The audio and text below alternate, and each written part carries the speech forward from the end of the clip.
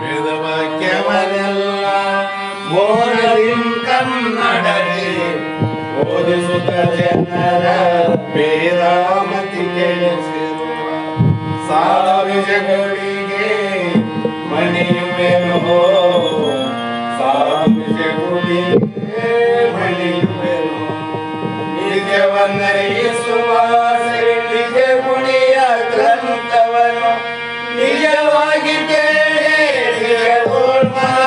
ಉತ್ತರಿಸುವ ಸುಜನರಿಗೆ ನಿತ್ಯ ನಮಿಸುವೆನು ಸುಜನರಿಗೆ ನಿತ್ಯ ನಮಿಸುವೆನು ಭಕ್ತ ಜೀವರಿಗೆಲ್ಲ ಅದ್ವೈತ ಬೋಧ ಶುದ್ಧರನ್ನಾಗಿ ಗೈದ ಶ್ರೀ ಜಡೇಶಿದ್ದ ಸಿದ್ಧರುಡರಿಗೆ ನತನಪ್ಪೇ ಸಿದ್ಧರುಡರಿಗೆ ನತನಪ್ಪೇ ಬಾಳ ಬಲ ವೇದಾಂತಕ್ಕೆ ಸರಿ ಬಾಳ ಗಚ್ಚರಿ ಕೇಳುವ ತನಕ ಬಾಳ ಕೂಗುತ್ತಲಿಪ್ಪವೇ ಶಾಸ್ತ್ರವೆಂಬುವ ನರಿಗಳು ಬಾಳ ಶಕ್ತಿಯ ಸುವಗರ್ಜನೆ ಬಾಳ ಕೇಳಿದ ಬಳಿಕ ಮೂಗವು ಬಾಳ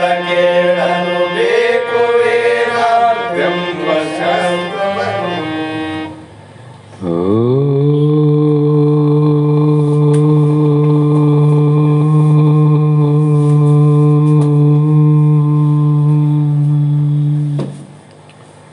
अनंत जन्म संप्राप्त कर्म बंध विदाहिनी आत्मज्ञान प्रदानेन तस्मै श्री गुरुवे नमः.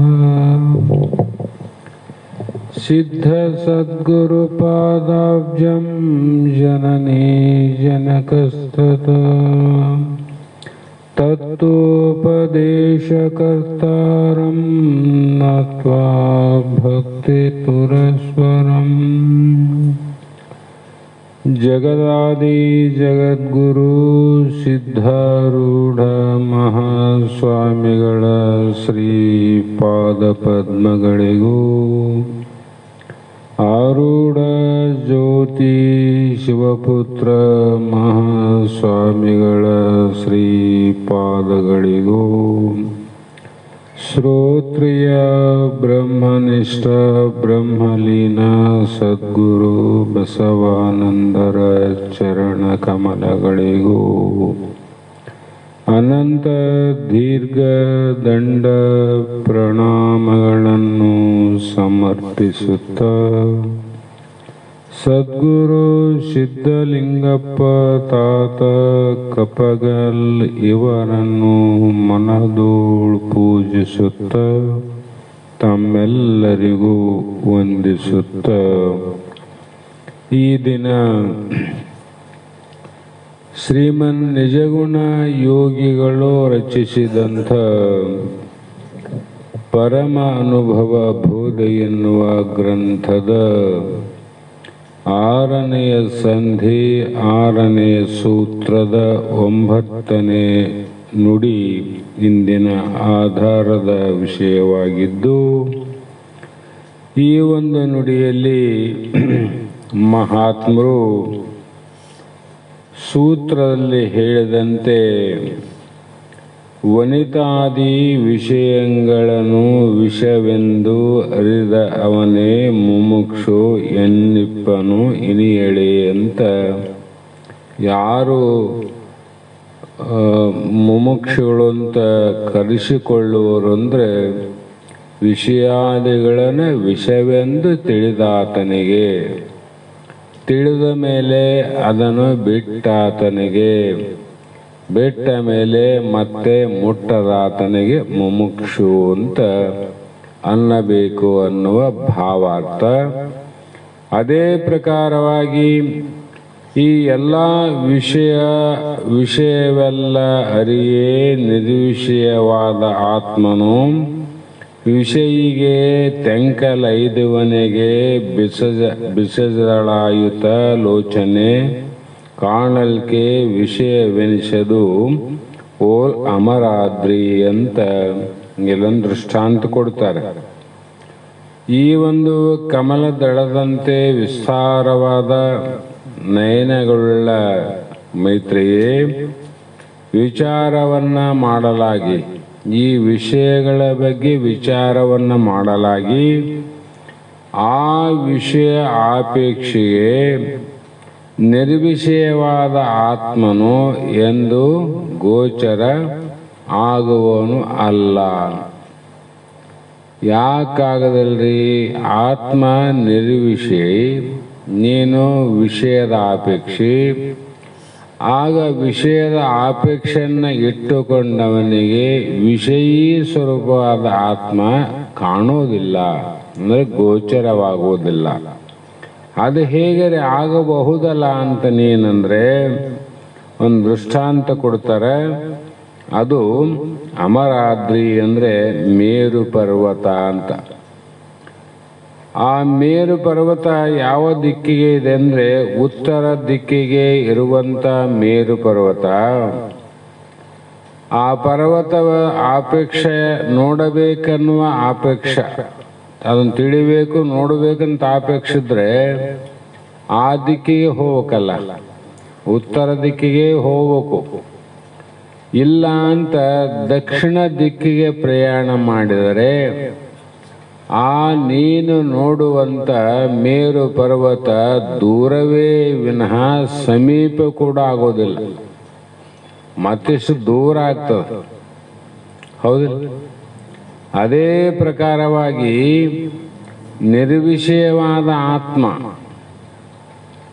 ಅದನ್ನ ನೀನು ನೋಡ್ಬೇಕಾದ್ರೆ ವಿಷಯದ ಕಡೆ ಹೋದ್ರೆ ಆತ್ಮ ಅನುಭವ ದೂರ ಆಗ್ತದೋ ಸಮೀಪ ಆಗ್ತದೋ? ಆ ಕಾರಣದಿಂದ ಇಂಥ ವಿಷಯಗಳನ್ನ ಆಪೇಕ್ಷೆ ಇಟ್ಟುಕೊಂಡಂಥವನಿಗೆ ಆ ಒಂದು ಮೋಕ್ಷವು ದೊರೆಯಲಾರದು ಎನ್ನುವ ಭಾವವು ಅಂತ ಹೇಳಿದರು. ಹಾಗೆ ಏನು ಮಾಡಬೇಕು ನೀನು ಅಂದರೆ, ಅದರಿಂ ನೀ ತ್ರೈಲೋಕದೊಳಗೆ ಏನೊಂದು ಏನನ್ನು ಒದಿಸದೆ ತನ್ನನ್ನು ಅರಿದು ನಿತ್ಯ ಪದದೊಳು ಪೊದುಳದಿಂದ ಒಡಗೂಡಿ ನೆರೆ ನಿಲ್ಲುವುದೇ ಬುದ್ಧಿ ಮೋಕ್ಷ ಅರ್ಥಿ ಎನಿಪಂಗೆ. ಆ ಕಾರಣ ಮೋಕ್ಷದ ಆಪೇಕ್ಷೆಯುಳ್ಳವನು ತೊಂದರೆ ಆದರೂ ಕೂಡ ನೀನು ಉತ್ತರ ದಿಕ್ಕಿಗೆ ಪ್ರಯಾಣ ಮಾಡಬೇಕು ವಿನಃ ದಕ್ಷಿಣ ದಿಕ್ಕಿಗೆ ಎಂದೆಂದು ಹೋಗಬಾರದು. ಅದರಂತೆ ಈ ತ್ರೈ ಜಗದಳು ಅಂದರೆ ಮೂರು ಲೋಕದಳು ಏನೊಂದನ್ನು, ಆ ಮೂರು ಲೋಕದೊಳಗೆ ಯಾವುದಾದ್ರೂ ಒಂದೊಂದಂದ್ರು, ಒಂದು ಮೂರಲ್ಲ ಒಂದೇ. ಇಲ್ಲಿ ವನಿತಾದಿ ಅಂತ ಹೇಳಿರಲ್ಲ, ಆ ಮೂರರಲ್ಲಿ ಒಂದು. ಅದು ಕೂಡ ನೀನನ್ನ ಅಪೇಕ್ಷೆ ಮಾಡದೆ, ವಧಿಸದಂದ್ರೆ ಅಪೇಕ್ಷೆ ಮಾಡದೆ ಇಚ್ಛಿಸದೆ ಅಂತ ಅರ್ಥ. ಅದರಿಂದ ನೀ ಏನು ಮಾಡು, ತನ್ನನ್ನು ತಾನು ಅರಿದು ನಿನ್ನನ್ನ ನೀನು ತಿಳಿಯುವುದನ್ನು ಬಿಟ್ಟು ಆ ನಿತ್ಯವಾದ ಸಚ್ಚಿದಾನಂದ ಸ್ವರೂಪ ಆನಂದವನ್ನ ಪಡೆಯುವುದು ಬಿಟ್ಟು ಅನಿತ್ಯವಾದ ವಿಷಯ ಆನಂದದ ಕಡೆ ನೀನು ಹೋಗಬೇಡ ಅಂತ ಹೇಳಿದ್ರು ಅವರು. ಇವೆಲ್ಲ ವಿಷಯಾನಂದಗಳಲ್ಲ. ಆ ಕಾರಣದಿಂದ ನೀನು ಅಧೈರ್ಯವಂತನಾಗದೆ, ನನಗೆ ಬಹಳ ಕಷ್ಟ ಆಗ್ತದಂತ ತಿಳಿದುಕೊಳ್ಳಲಾರದೆ ಸಂತೋಷದಿಂದ ಕೂಡಿಕೊಂಡು, ಸಂತೋಷದಿಂದ ಕೂಡು. ಯಾಕಂದ್ರೆ ನೀನು ಬಿಸಿಲು ಬಹಳ ಆದಂಥೇಳಿ ಎಲ್ಲಾದ್ರೂ ಹೋಗಿ ಕುಂತ್ರ ನನಗೆ ಆನಂದ ಆಗ್ತದ ಅಂತ ಗೊತ್ತಿದ್ರು ಕೂಡ ಅರಿತು ಮರೆತು ಬೆಂಕಿ ಸಮೀಪ ಕೂಡಬೇಡ ಅಂದ್ರು. ತಿಳಿದೋ ತಿಳಿಯಲಾರ್ದ ಬಿಸಿಲು ಬಹಳ ಆದಂಥ ಬೆಂಕಿ ಸಮೀಪ ಹೋಗಿ ಕುಂತ್ರೆ ಮತ್ತಿಷ್ಟು ನಿನಗೆ ದುಃಖವೇ ಆಗ್ತದೆ. ಆದ ಕಾರಣ ಪ್ರಯತ್ನವನ್ನು ಮಾಡಿ ನೆರಳನ್ನು ಅರಸು. ಎಲ್ಲಿ ನೆರಳಾದ ಅಲ್ಲಿ ಹೋಗಿ ಕೂಡ ಪ್ರಯತ್ನ ಮಾಡು. ನೀರು ಸಿಗದೇ ಇದ್ದಾಗ ನೆರಳಿಗಾದ್ರೂ ಕೂಡು. ನೀರು ಸಿಕ್ಕರೆ ನೆರಳನ್ನು ಬಿಡು, ನೀರಿನಲ್ಲಿ ಕೂಡು. ನಿನಗೇನಾಗ್ತದೆ? ಆನಂದವಾಗ್ತದೆ. ಅದರಂತೆ ಜಗತ್ತಿನಲ್ಲಿ ಆನಂದದ ಅಪೇಕ್ಷೆಯನ್ನು ಇಟ್ಟುಕೊಂಡು ವಿಷಯಾದಿಗಳ ಸಮೀಪ ಹೋಗ್ಬೇಡಂದ್ರು ಅವರು.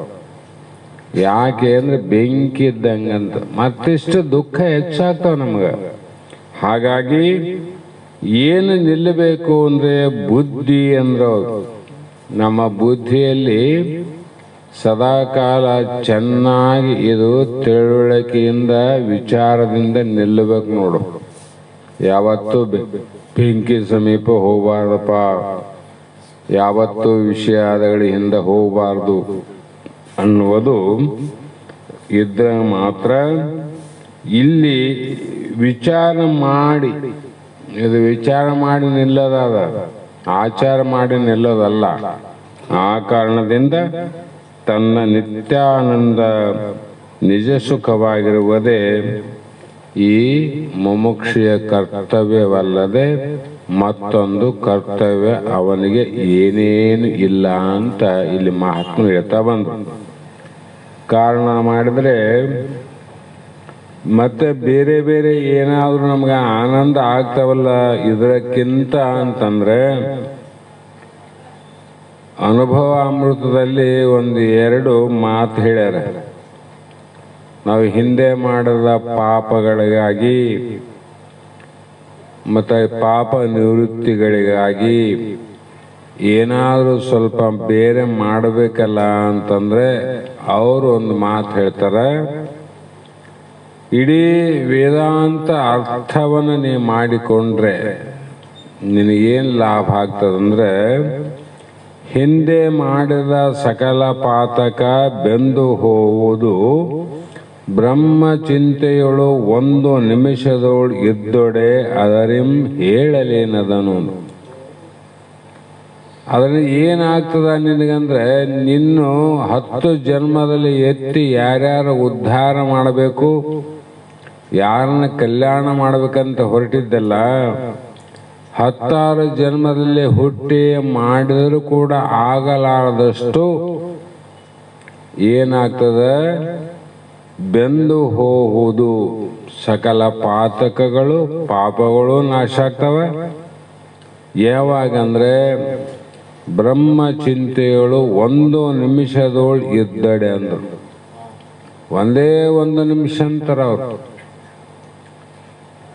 ಅದರಿಂದ ಹೇಳಲೇನದನು, ಏನೇನಾಗ್ತದಂತ ಹೇಳೇನು ಅಂದ್ರೆ ಅದರಿಂದ ನಿನ್ನ ಪಾಪನು ಹೋಗ್ತಾವ, ತಂದೆ ತಾಯಿಗಳು ಧನ್ಯರಾತನ, ಬಂಧುಗಳು ಕೊಲವೆಲ್ಲ ಪಾವನ, ಬಂದು ನಿಂದೆಡೆ ಇಲ್ಲ ಪುಣ್ಯ ಕ್ಷೇತ್ರವೆನಿಸುವುದು. ಇಷ್ಟು ಕೆಲಸ ಅಷ್ಟು ಜನ್ಮದಲ್ಲಿ ಮಾಡಗಿದ್ದೆ ನೀನು, ಆಗಲಾರದಷ್ಟು ನಿನ್ನ ಜನ್ಮ ಕೊಟ್ಟಂತ ತಂದೆ ತಾಯಿಗಳು ಧನ್ಯರಾಗ್ತಾರೆ, ಬಂಧುಗಳು ಕೊಲವೆಲ್ಲ ಪಾವನರಾಗ್ತಾರೆ, ಬಂದು ನಿಂದೆಡೆ ಎಲ್ಲ ಪುಣ್ಯಕ್ಷೇತ್ರವೆನಿಸುವುದು. ನೀನು ಒಂದು ಜನ್ಮದಲ್ಲಿ ಒಂದು ಸಲ ಕಾಶಿ ರಾಮೇಶ್ವರ ಹೋಗುವುದು.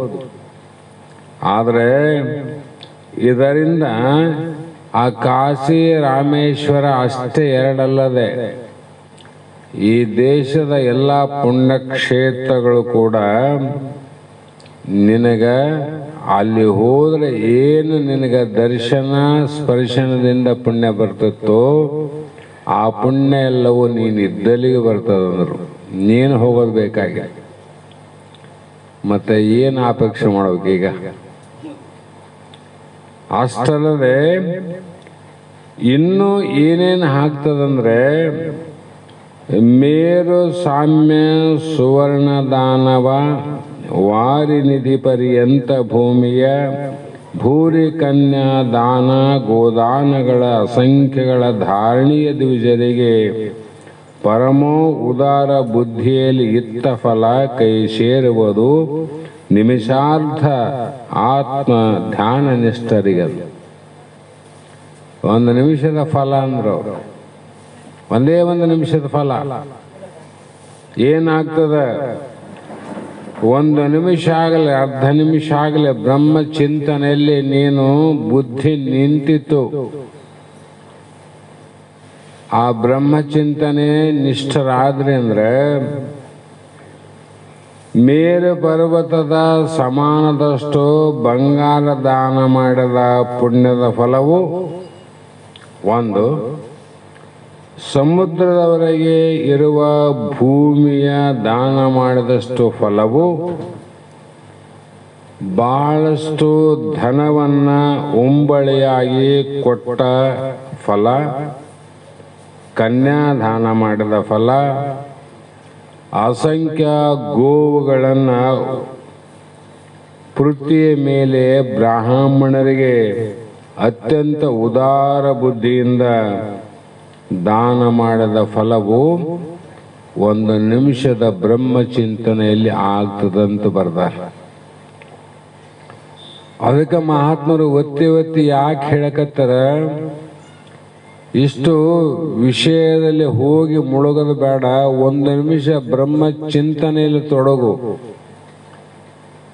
ನೀನು 100 ಜನ್ಮ ಎತ್ತಿ ಸಾವಿರಾರು ಜನ್ಮದಲ್ಲಿ ಮಾಡಲಾದಷ್ಟು ನಾವು ಮಾಡೋಕ್ಕಾಗ್ತದ? ಸಮುದ್ರದಷ್ಟು ನೀರಾವ ಅಷ್ಟಾಗಲ್ಲ ಭೂಮಿ ದಾನ ಕೊಡಕ್ಕಾಗ್ತದ? ಮೇರು ಪರ್ವತದಷ್ಟು ಬಂಗಾರ ದಾನ ಮಾಡಕ್ಕಾಗ್ತದ? ಮತ್ತೆ ಅಷ್ಟು ಮಾಡಿದರೆ ಎಷ್ಟು ಪುಣ್ಯ ಬರ್ತದ? ಅಷ್ಟು ಪುಣ್ಯ ಒಂದೇ ನಿಮಿಷ ಬ್ರಹ್ಮ ಚಿಂತನೆಯೊಳು ನಿನಗೆ ಬರ್ತದಂದ್ರೆ ಹಿಂದ ಮಾಡಿದ ಪಾಪ ನಿವೃತ್ತಿಗಾಗಿ ಮಾಡಕ್ ಹೋಗಬೇಡ, ಬಂಧು ಬಳಗದ ಉದ್ಧಾರಕ್ಕಾಗಿ ಮಾಡಬೇಡ, ತಂದೆ ತಾಯಿಗಳ ಉದ್ಧಾರಕ್ಕಾಗಿ ಏನು ಮಾಡೋದು ಬೇಡಪ್ಪ. ನೀನು ಒಂದು ನಿಮಿಷ ಬ್ರಹ್ಮ ಚಿಂತನೆ ಮಾಡೋನು. ಅದಕ್ಕೆ ಮಹಾತ್ಮರು ಹೇಳಿದ್ದೇನೆಂದ್ರೆ, ನೀನು ಏನನ್ನ ಅಪೇಕ್ಷೆ ಮಾಡಬೇಡಂದ್ರು, ಏನು ಅಪೇಕ್ಷೆ ಮಾಡಕ್ ಹೋಗಬೇಡ. 3 ಲೋಕದಲ್ಲಿ ಯಾವ ಲೋಕದ ಭೋಗ ಭಾಗ್ಯವನ್ನು ಕೂಡ ಇಚ್ಛೆ ಮಾಡಕ್ ಹೋಗಬೇಡ. ನೀನು ಏನು ಮಾಡು ಅಂದ್ರೆ, ಗುರುಗಳಿಂದ ಯೋಗ್ಯವಾದ ಶ್ರೋತ್ರಿಯ ಬ್ರಹ್ಮನಿಷ್ಠ ಸದ್ಗುರುವಿನಿಂದ ಯಾರೆಂಬುದನ್ನು ವಿಚಾರ ಮಾಡಿ ನಿನ್ನ ಸ್ವರೂಪ ನಾನು ಬ್ರಹ್ಮನಿದ್ದೇನೆ, ಪರಮಾತ್ಮನಿದ್ದೇನೆ, ಆತ್ಮನಿದ್ದೇನೆ, ಸಾವು ಹುಟ್ಟು ಇಲ್ಲದ ಸರದಾರ ನಾನೆಂಬ ಭಾವ ಬರ್ಬೇಕು. ಯಾರಿಗೆ ಸರದಾರ ಅಂದ್ರೆ ಗುಂಡು ಎತ್ತಿದವು ಸರದಾರ ಅಂದಿಲ್ಲ, ಚೀಲ ಎತ್ತಿದವನಿಗೆ ಸರದಾರ ಅಂದಿಲ್ಲ, ಬೆಳ್ಳಿ ಕಡಗ ಬಂಗಾರದ ಕಡಗ ಗೆದ್ದವನಿಗೆ ಸರದಾರ ಅಂದಿಲ್ಲ. ಇವ್ರು ಲೋಕದ ಸರದಾರ. ಜ್ಞಾನಿಗಳ ದೃಷ್ಟಿಯಲ್ಲಿ ಸರದಾರ ಯಾರು ಅಂದ್ರೆ, ನನಗೆ ಜನನ ಇಲ್ಲ ಮರಣ ಇಲ್ಲ ಅಂತ ಯಾವ ತಿಳಿದಾನ ಅವನು ನಿಜವಾದ ಸರ್ದಾರ. ನೋಡು, ಇಷ್ಟು ಪ್ರಾಪ್ತಿ ಆಗ್ತದ. ಕಷ್ಟ ಬಡದ ಬೇಡಪ್ಪ, ಒಂದು ನಿಮಿಷ ಬ್ರಹ್ಮ ಚಿಂತನೆ ಅಂತ. ಹಾಗಾಗಿ ಆ ರೀತಿ ನೀನು ನಿನ್ನ ನಿಜ ಸುಖದಲ್ಲಿ ಇರುವುದೇ ಕರ್ತವ್ಯವಿನ ಬೇರೊಂದಿಲ್ಲ. ಅದಕ್ಕಾಗಿ ನಿಜಗುಣರು ಬೇರೊಂದು ವರವನೊಲ್ಲೆನು ಮುಕ್ತಿ ದೊರೆವ ಸಾಧನವ ಸುಮ್ಮನೆ ಹೇಳ್ಯಾರನ ಅವರು.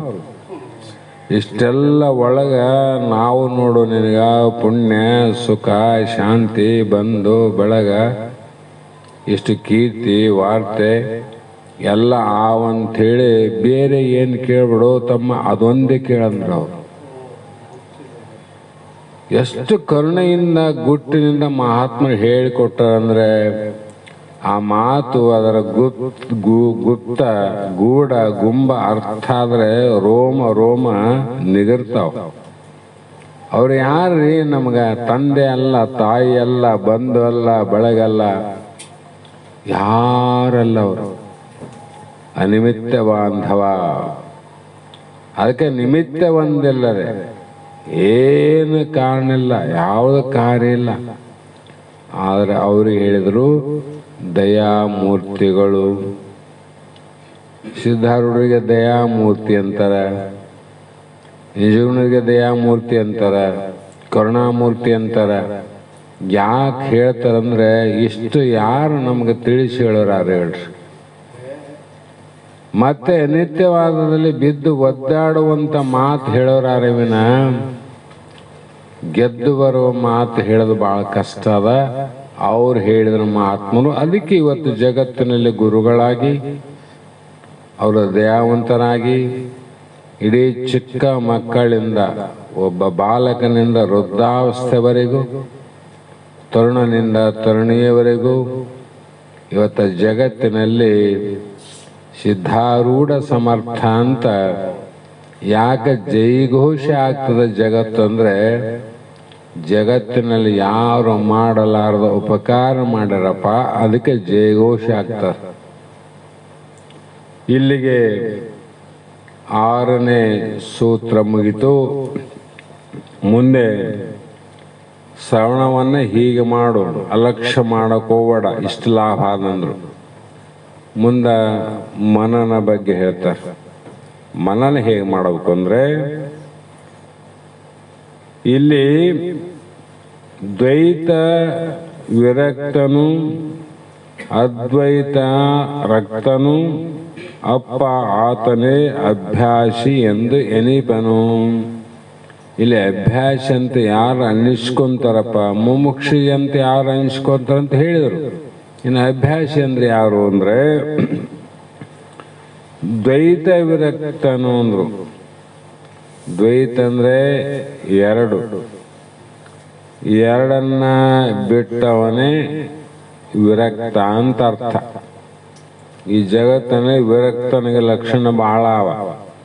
ನಿಜವಾದ ಲಕ್ಷಣ ಏನಂದ್ರೆ ದ್ವೈತ ಅಂದ್ರು. ದ್ವೈತ ಯಾವುದು ಅಂದ್ರೆ ಈ ದೃಶ್ಯವಾದ ಪ್ರಪಂಚ ಜಗತ್ತೇನದ ಇದೇ ದ್ವೈತ. ಯಾಕೆ ಅನ್ಬೇಕು ಇದಕ್ಕೆ ದ್ವೈತ ಅಂದ್ರೆ ದೃಶ್ಯವಾಗಿ ತೋರುವಂತ ಜಗತ್ತು ಅದ್ವೈತದಂತೆ ಒಂದೇ ಪ್ರಕಾರ ಇಲ್ಲಿದು. ಪ್ರಪಂಚ ಹೇಗಿದೆ ಅಂದ್ರೆ ಅನೇಕ ಪ್ರಕಾರ. ನಾವು ಒಂದು ಮನೆಯಲ್ಲಿ ಅಲ್ಲ, ಒಂದೇ ನನ್ನ ದೇಹವನ್ನು ನಾನು ನೋಡ್ಕೊಂಡ್ರೆ ಮೂಗಿದ್ದಂಗೆ ಕಣ್ಣಿಲ್ಲ, ಕಣ್ಣಿದ್ದಂಗೆ ಕಿವಿ ಇಲ್ಲ, ಕಿವಿ ಇದ್ದಂಗೆ ಬಾಯಿ ಇಲ್ಲ, ಬಾಯಿ ಇದ್ದಂಗೆ ಕೈ ಇಲ್ಲ, ಕೈ ಇದ್ದಂಗೆ ಕಾಲಿಲ್ಲ, ಮನಸ್ಸಿದ್ದಂಗೆ ಚಿತ್ತಿಲ್ಲ, ಚಿತ್ತಿದ್ದಂಗೆ ಬುದ್ಧಿ ಇಲ್ಲ, ಬುದ್ಧಿ ಇದ್ದಂಗೆ ಅಭಿಮಾನ ಇಲ್ಲ, ಅಭಿಮಾನ ಇದ್ದಂಗೆ ಅಹಂಕಾರ ಇಲ್ಲ, ನಾನಂದಲೇ ನೀನಿಲ್ಲ, ನೀನಂದಲೇ ನಾನಿಲ್ಲ. ಏನು ದ್ವೈತ ಅಂತಿದ್ರು. ನಾವು ಹೊರಗೆ ದ್ವೈತ ಅಂದ್ರೆ ಆ ಕಡೆ ಹೋಗ್ತೀವಿ, ಹೊರಗೆ ಪ್ರಪಂಚ. ಹೊರಗಿನ ಅದಕ್ಕೆ ಹೇಳಿಲ್ಲ ಅವರು, ಒಳಗನೆ ಹೇಳ್ಯಾರ ಅವರು, ಒಳಗನೆ. ಈ ದೃಶ್ಯ ಪ್ರಪಂಚವನ್ನ ನೀನು ಬಿಡಬೇಕಾಗ್ಯದ. ಹೇಗೆ ಬಿಡ್ತಿದ್ದಿ? ಈಗ ಈ ದ್ವೈತ ಆದ ನನಗೆ ಒಂದೇ ಪ್ರಕಾರ ಇಲ್ಲ ಅಂತ ಕಿವಿ ಕೊಯ್ದು ಕಣ್ಣಷ್ಟಿಟ್ಕೊಂತೀವೇನು, ಮೂಗು ಕಿತ್ತಿ ಹಾಕಿ ನಾಲಿಗೆಷ್ಟಿಟ್ಕೊಂತೀವೇನು? ಬರೋದಿಲ್ಲ. ಬರಬೇಕಾಗಿತ್ತು ಅಂದ್ರೆ ಪರಮಾತ್ಮ ಇವನು ಮಾಡಕ್ಕೆ ಹೋಗ್ತಿದ್ದಿಲ್ಲ. ಇದು ಬೇಕು, ಬೇಕಂತಾನೆ ಪರಮಾತ್ಮ ಮಾಡಲ್ಲ. ಆದರೆ ಇದನ್ನೇನು ಮಾಡು, ಬಿಡು ಅಂದ್ರೆ ಸದ್ಗುರು ಮುಖಾಂತರ ಹಿಂದೆ ಶ್ರವಣಾರ್ಥಿ ಮೋಕ್ಷದ ಅಪೇಕ್ಷೆಯುಳ್ಳವನು ಮುಮುಕ್ಷೇನು ಶ್ರವಣ ಮಾಡಲ್ಲ. ಆ ಶ್ರವಣ ಮಾಡುವ ಕಾಲಕ್ಕೆ ಗುರುಗಳು ಏನು ಹೇಳಿರಲ್ಲ, ಗುರುಗಳು ಹೇಳಿಲ್ಲ. ಅದರಂತೆ ನೀನು ಇಲ್ಲಿ ವಿಚಾರವನ್ನ ವಿವೇಕವನ್ನ ಮಾಡಿ ಬಿಡು ಅಂದ್ರು. ವಿವೇಕ ಮಾಡಿಬಿಡಬೇಕು. ಅವಿವೇಕದಿಂದ ಕತ್ತರಿಸಾಕದಲ್ಲ, ವಿವೇಕದಿಂದ ಬಿಡುತ್ತಲೂ ಮತ್ತೆ ಏನು ಮಾಡಬೇಕು? ಬಿಟ್ಟನ ಮುಂದೆ ಹೋಗ್ಬೇಕಾದ್ರೆ ಅದ್ವೈತ ಸ್ವರೂಪದಲ್ಲಿ ನಡಿಬೇಕು. ಇದು ದ್ವೈತವನ್ನ ವಿವೇಕದಿಂದ ಬಿಡಬೇಕು, ಮತ್ತೆ ಅದೇ ವಿವೇಕದಿಂದ ಅದ್ವೈತವನ್ನು ಹಿಡಿಬೇಕು ನೋಡ್ರಿ. ಬಹಳ ಕಷ್ಟ ಅದಲ್ರಿ. ಕಷ್ಟ ಅದ, ಸರಳ ಅಂತ ಯಾರು ಹೇಳ್ಯಾರ? ಹೆಂಗ್ ಹಿಡಿತದಪ್ಪ? ಈಗ ಇಟ್ಟರ್ಲಿ. ಈಗ ಇದು ವಿಚಾರದಿಂದ ಬಿಡಬೇಕು, ಅದೇ ವಿವೇಕದಿಂದನೇ ಹಿಡಿಬೇಕಾಗ್ಯದ. ಅದೇನು ಮಹಾತ್ಮರು ಹಿಡಿದು ದೊಡ್ಡದಿಲ್ಲ. ಗುರು ಹೇಳಿದರೆ, ಗುರು ಪೇಡದೆ ಇರಲು ಆ ಬ್ರಹ್ಮನಿಗೂ ಅಸಾಧ್ಯ ಅಂದ್ರು. ಬ್ರಹ್ಮಗೆ ಅಸಾಧ್ಯ. ಹೇಗೆ ಅಂದ್ರೆ ನಮಗಾದಿಲ್ಲ. ಈಗ ಮನೆಯಿಂದ ಇಲ್ಲಿ ಬಂದ್ರಿ, ಹೆಜ್ಜೆ ಇಟ್ಟಿರಲಿಲ್ಲ, ವಿಚಾರ ಮಾಡಿ ಹಿಂದಿನ ಹೆಜ್ಜೆ ಇಟ್ಟಿರಲಿಲ್ಲ, ಮತ್ತೆ ವಿಚಾರ ಮಾಡಿ ಮುಂದಿನ ಹೆಜ್ಜೆ ಇಡ್ತಿರಲಿಲ್ಲ.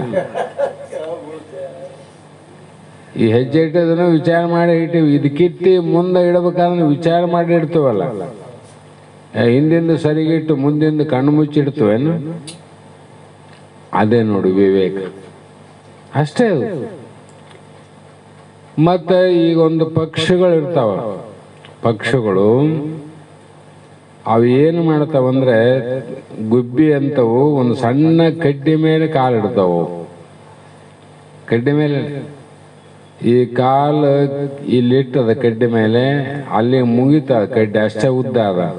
ಮುಂದೆ ಹೆಜ್ಜಿಡ್ಬೇಕಲ್ಲ, ಮುಂದನೆ ಕಟ್ಟಿಗೆ ಮೇಲೆನೇ ಹೆಜ್ಜಿಡ್ತದ. ಮುಂದೆ ಇದು ಕಿತ್ತಿತ್ತು, ಅಲ್ಲಿ ಹಿಡಿತು.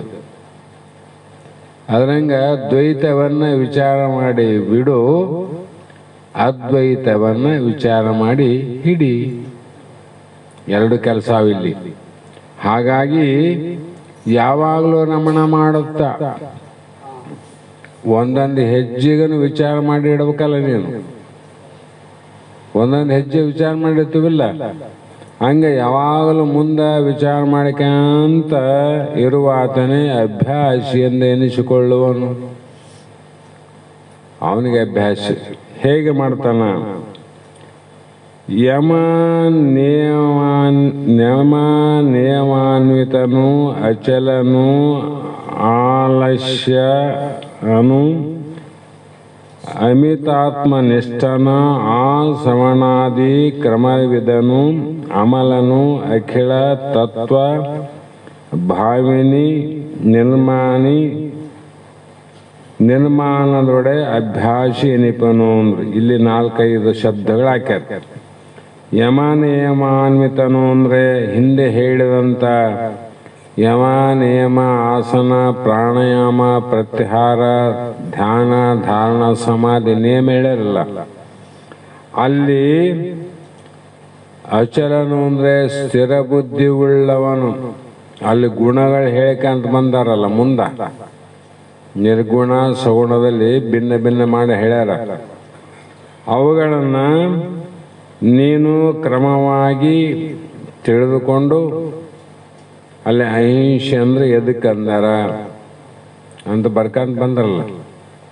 ಹಾಗೆ ವೇದಾಂತ ಸಕಲ ತತ್ವ ಅಂತೇಳಿ ನೀನು ಅಲ್ಲೇ ಕುಂದ್ರಬೇಡ, ಹೆಜ್ಜೆ ಇಟ್ಟಲ್ಲಿ ಕುರಬೇಡ, ಮುಂದೆ ಹೋಗಂದ್ರಿಲ್ಲ. ಅವನು ತಿಳ್ಕೊಂಡು ಮುಂದಿನ ಹೆಜ್ಜೆಲ್ಲಿಡು. ವೇದಾಂತ ಸಕಲ ತತ್ವಗಳಂದಾರ. ಸಕಲ ತತ್ವಗಳನ್ನು ಎಷ್ಟಾವ್ರಿ ಅಂದ್ರೆ, ನಾವು ಸಾಮಾನ್ಯವಾಗಿ ವೇದಾಂತ ಶಾಸ್ತ್ರದಲ್ಲಿ 25 ತತ್ವಗಳೇ ಸಕಲ ತತ್ವಗಳು. ಇಲ್ಲಿ 25 ತತ್ವ ಅವಲ್ಲ, ಆ ತತ್ವಗಳನ್ನು ತಿಳ್ಕೊ. ಇಲ್ಲಿ ಆಕಾಶ ತತ್ವ ಎಷ್ಟಾವ, ವಾಯು ತತ್ವ ಎಷ್ಟು, ಅಗ್ನಿ ತತ್ವ ಎಷ್ಟು, ಜಲತತ್ವ, ಭೂತತ್ವ, ಇವುಗಳನ್ನ ತಿಳ್ಕೊಂಡು ದೇಹಾದಿ ಪ್ರಪಂಚ, ಇವು ದೇಹಾದಿ ಅಂದ್ರೆ ಇವೆಲ್ಲ ಬಂದ್ವಿಲ್ಲ 25. ಇಲ್ಲಿ ನಿರ್ಮಮತ್ವವುಳ್ಳವನಂದ್ರು. ನಿರ್ಮಮತ್ವ ಅಂದ್ರೆ ಅಲ್ಲಿ ಮೋಹವನ್ನ ಇಡಬೇಡ, ಮಮತೆ ಇವು ಮೋಹವನ್ನ ಮಾಡಬೇಡ.